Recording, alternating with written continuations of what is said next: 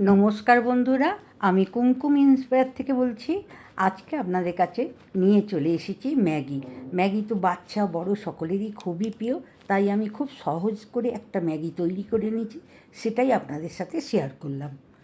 Maggi তো অনেকেই তৈরি করতে পারে, ছোট বড় সকলেই, তবে এই ম্যাগিটা একবার তৈরি করে খেয়ে দেখুন, আপনাদের ভালো লাগবে। এখানে আমি দুটো ম্যাগি নিয়েছি, দু রকমভাবে তৈরি করব বলে, একটা ডিম ছাড়া আর একটা ডিম দেয়া, তাই আমি দুটো ম্যাগি নিয়ে নিয়েছি। এখন আমি ম্যাগি দুটো তৈরি করে নেব।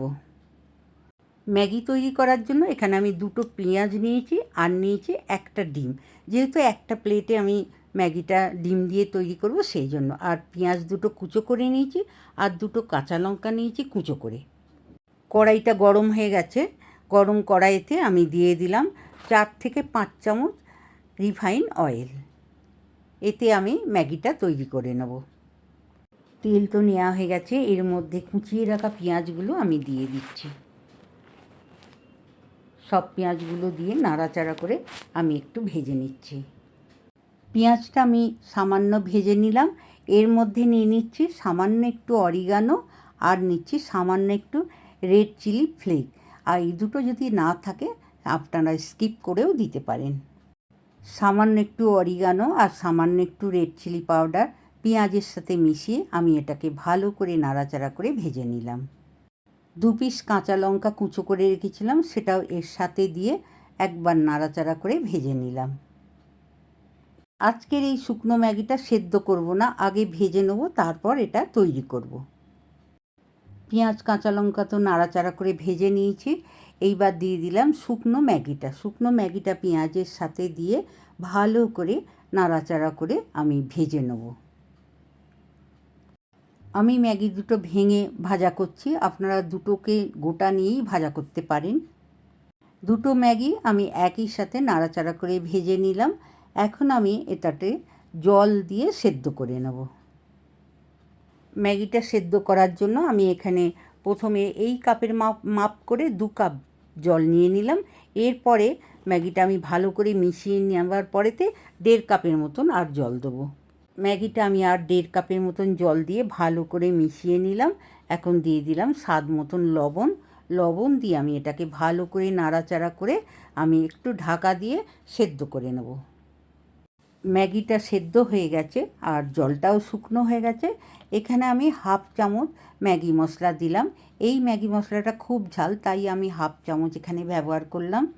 বাচ্চারা ম্যাগিটা খেলে তাহলে কম ঝালের ম্যাগি মশলাটা আপনারা ব্যবহার করবেন।